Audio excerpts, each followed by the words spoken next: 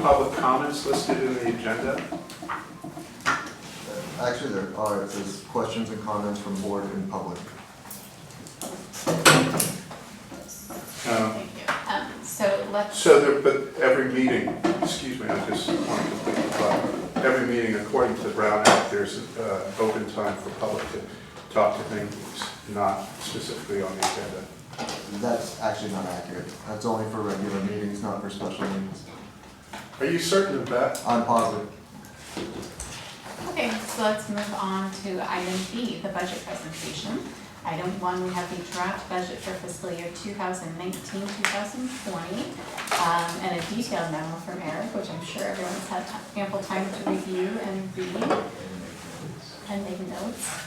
Are there questions, comments from the board, or Eric, do you want to kind of start the leading? Yeah, I'm happy to start off. Obviously, again, this is a pretty detailed 4-page memo I tried to give. It captures all everything that was presented at prior meetings, plus a few new things, so I put it all in there. The 18-19 budget column does reflect the budget amendments that were approved by the board at the last meeting, so that column is updated. Kind of going through a couple of things that I highlighted. Obviously, one of the largest sources of revenue are property taxes. I did go through, analyze, update property taxes, even though I just saw the article that came out yesterday where the county is projecting at 4.5%. I used 2.5%. We tend to be a little bit lower than county-wide projections.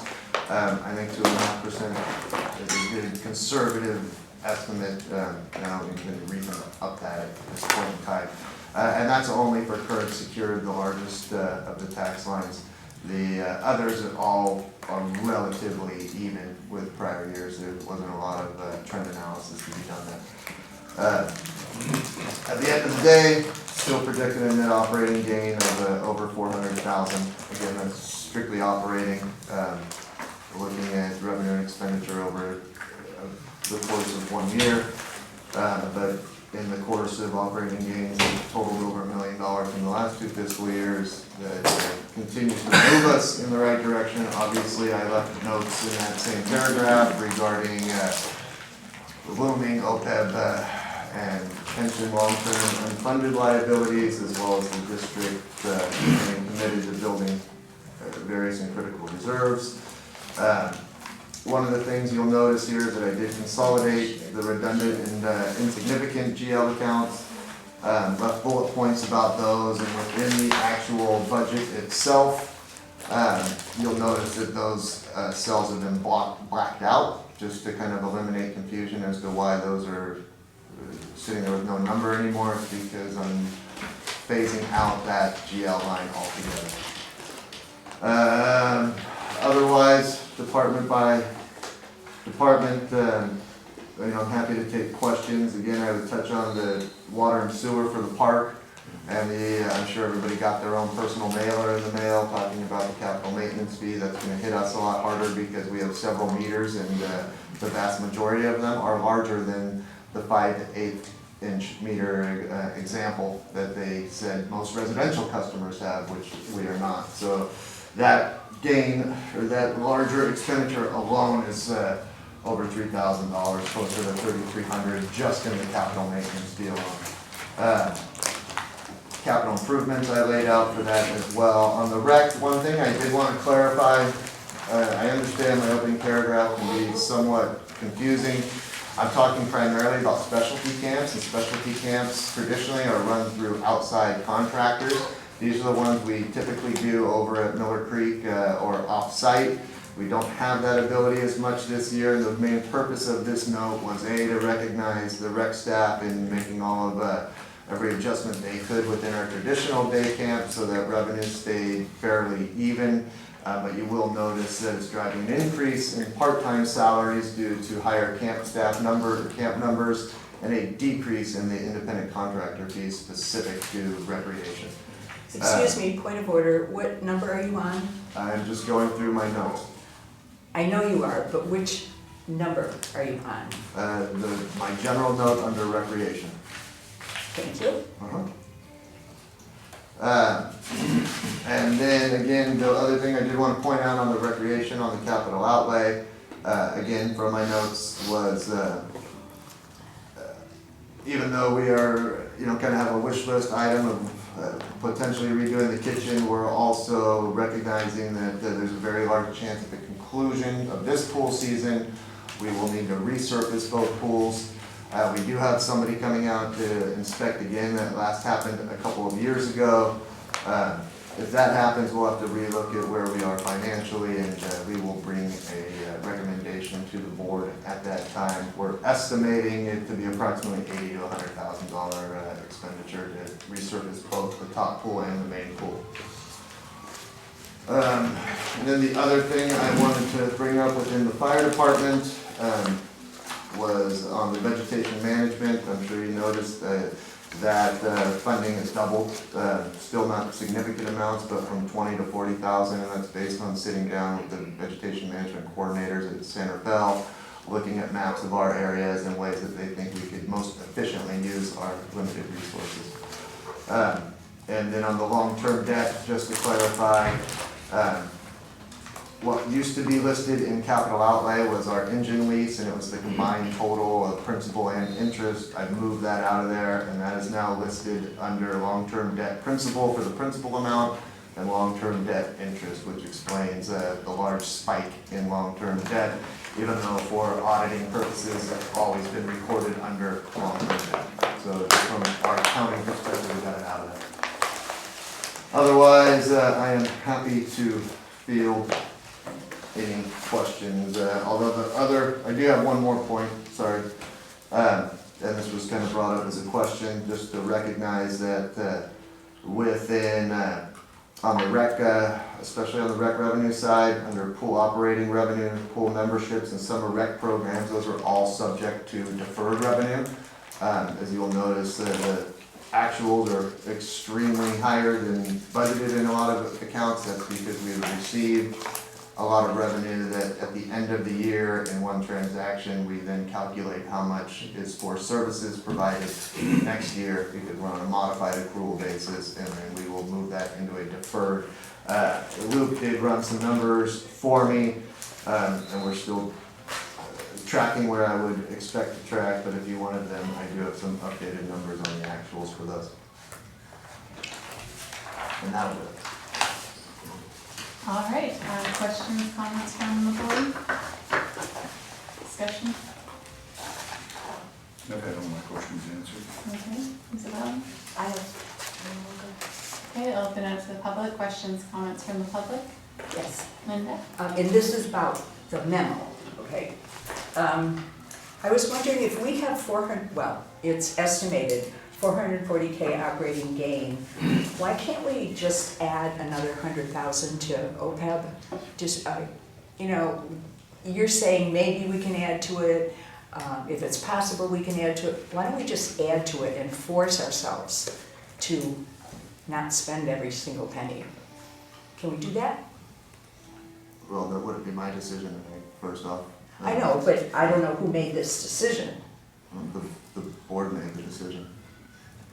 Okay, so I'm just asking the board if you can't see in advance to just add 100,000 to OPEB spending, the trust fund, whatever it is, and that way, in advance, you won't have to spend a lot of extra money because you won't have that extra money. The other thing I wanted to ask about was why are you giving the park workers the 3% raise? Oh, now granted, I never get up into Creekside and I'm not up here in the park and pool area very much. I am near the pool, I'm near the tennis courts, I'm in the panhandle, I'm on the pathways, and those are all a mess. There's weeds everywhere. And just recently I noticed a few days ago, some of the weeds were this high, and I noticed that they did cut back on some of the weeds in the park, but then they left the weeds between the sidewalk and the street 3 feet tall. And then they finally cut those weeds down, but then they left big piles of debris all along the street.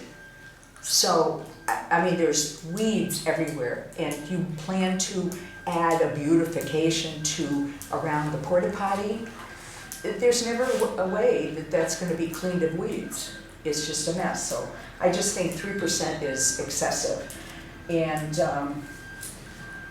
I also was wondering why you want to increase the enrollment into the camps, because last year you only really gained $13,000. The other $7,000 was from not spending as much money on chlorine. So you save $7,000 on chlorine and you gain $13,000 in the camps. And this year you're spending more and more on contractors because you don't have, and you don't have Miller Creek Middle School because of construction or something. Why are you spending, why do you continue to want to add to this and only gain back a teeny bit? Financially, it doesn't make sense to me. And as far as the pool work goes, I know you're going to be using Measure A funds, and I know that that was one of the things that you guys had said you would want to spend $100,000 on if there was any Measure A money left after the park maintenance shed construction and stuff. I would think that if you could think logically enough to look at the park maintenance shed project and reduce the size and reduce the spending and logically understand that the zigzag inside drive-through isn't gonna work and that you have to have a driveway that goes across the front of the building. And I mean, there's lots and lots of things. I know, I will, but this is a big memo which had a lot of points. And one of the things is you wanna take $100,000 from Measure A. Well, you also wanna take $400,000 or $500,000 from Measure A for the maintenance shed project. And it will be $500,000, I can guarantee that. So I'm just thinking you need to. We need to wrap up. I will. I just thinking you need to consider Right, wrapping up means the finishing. options for the maintenance shed Yes. and reduce. Thank you. Thank you. Okay, any other comments, questions, Stephen? The first comment is related to Eric's report that the revenue should be increased by 2.5%. He also said that he wants to give the employees a 3% cost of living increase. Let's do some quick math. Where does that leave us, better or worse? Of course it leaves us worse off. We've expanded our staff, as well as increased the pay ranges and for many of the staff people, and this needs to be looked at vigorously. Secondly, and this is a general comment, this budget is incomplete and cannot be considered a reliable indicator of the revenues coming into the district. I'll use it as an example, just one item that I was shut down with at the last meeting, and that was the Art and Wine Festival. I did finally get some information after 3 emails. Luke was very helpful. But what we found out was for this 4-hour event, we brought in, I believe, 900 to about 1,100 in revenue, and we spent probably equivalent amount on staff expenses. Now let me back off that a little bit because it was very unclear with the reporting that was done. There was $400 that was not reported in the general report for Susan Press's time. Luke got a reimbursement and Robin got a reimbursement, $350 each. Now this is a lot of expenses in a 4-hour period. Luke let me know that Robin, in fact, was getting a check for the expenses she incurred in the Fall Art and Wine Festival, and he was getting reimbursed for money that he used from the kitty, just trying to think, how do you Petty cash? Petty cash. You were So, now, I don't know who gets reimbursed for petty cash. Isn't that exactly what petty cash is for? To have cash available for minor expenses. And if this is a pre-planned cash payment, why are we using petty cash to pay it? And lastly, I'm going to talk, I want you to understand what the definition of collusion is. There is a lack of rigor in the accounting here. We've got two books going on. We've got the cash business and we've got the county business, the county books. And apparently this is only for the county, but we don't know exactly what's in the safe, what gets doled out. I'm sorry, Luke, I did look at, there was never a check, at least indicated, made to Robin in the fall. It was represented that she lost the check and needed more cash. I don't know. This is not the way a business operates. And as representatives for the district, you have a fiduciary responsibility. And if you know something going on that's not right, you are bearing some responsibility. So you might want to increase your budget for your legal fees. Thank you, Karen. Any other questions or comments from the public?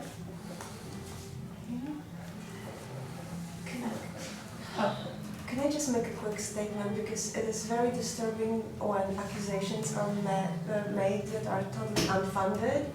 And Stephen, I just have to say that your lack of understanding of financial statements and how financial systems work in government is by no means equivalent with any impropriety that happens in the district, because we have things under control. You may want to look into educating yourselves how government funding works. Perhaps you'd like to understand what petty cash means and how that's We're not used. going to go back I and wrote, forth. And if you don't I wrote understand a it, policy on you'll have petty to- cash in the district. I wrote the policy on it, and I have So you're finance having degree. the Thank you very employees much. fund the petty cash. Hey, Stephen, you're out of line. Okay. If you guys Is there are. anything, if there's nothing else from the board, does that mean that we are all done for this evening? No, I'd like to make a statement if I can. Okay. I'd like to commend our staff for bringing an in-house independent accounting system into Marinwood that has relieved us from doing some of the acrobatics that we've had to do in order to work with the county system. And I'd also like to commend them for the fact that in the past 2 years at least, we haven't had to borrow funds from the county in order to fund our operations, even though CalPERS and OPEB compete more regularly and more heavily for our operating funds that it takes to run this district. Yeah. I think they deserve not only an accolade, but applause. And I think the focus of certain individuals on minutia, and that is event by event analysis, is missing the point of how we run this organization and how the staff runs the organization. Let's focus on what's important. What's important and what is driving this district to financial ruin are pension obligations and post-employment health benefits. That's where we need to spend our time and our energy to figure out how to get out of that quagmire, not that we came out even on a wine tasting festival. That's all I have to say. And that's your opinion, right? Not the district attorney's opinion? So again, I don't think the district attorney would have any opinion on this He matter. started the conversation, there's no back and forth. but it's a discussion. No, And it's not, It's it's not. not on the agenda. It's not. It's in response to certain comments that were made by the public tonight. Well, Thank you. it does say discussion. Okey-dokey. So, hearing, is there any further discussion from the board? Okay, hearing none, can I have a motion to adjourn? So moved. Do I have a second? Yep, I'll second that. All those in favor? Aye. Thank you, everybody.